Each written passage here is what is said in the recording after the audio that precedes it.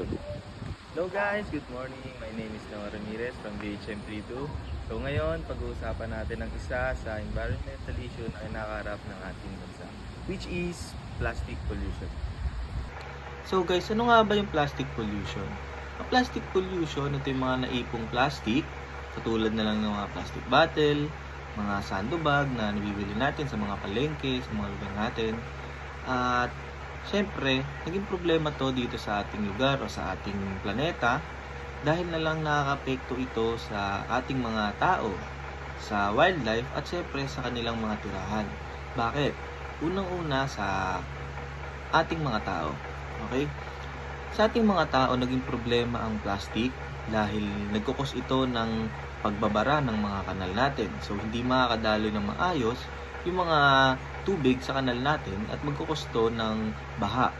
At syempre, dito naman sa ating wildlife o sa mga animals, lalong-lalo na sa mga nakatira sa ilalim ng tubig, nagkukos ito ng syempre masama sa kalusugan nila kapag may nakain silang plastic, tulad nilang mga pawikan.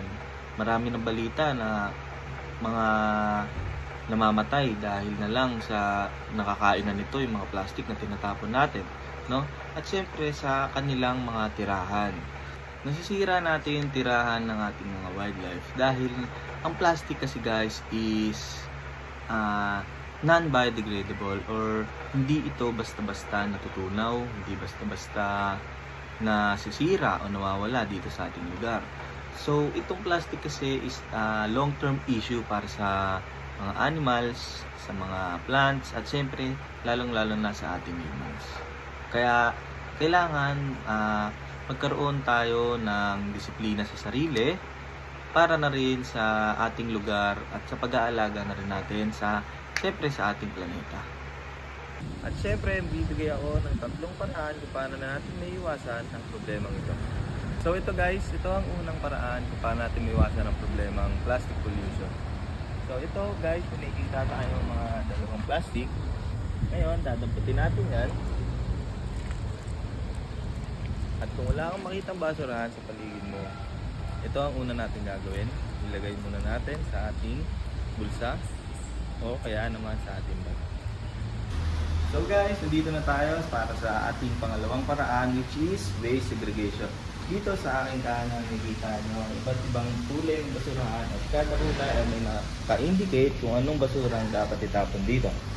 Ngayon, kukunin na natin yung ating napulot na 2 candy wrapper at itatapon natin ito sa tamang basurahan.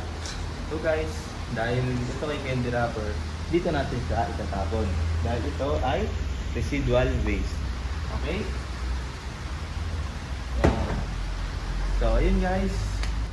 At syempre, ang last na paraan is i-encourage natin yung lahat ng kakilala natin, kapamilya man o kaibigan, na huwag magtatapon basta-basta ng basura, lalong-lalo na ang plastic, upang maiwasan natin ang mga problema tulad na lang din ng baha. Thank you!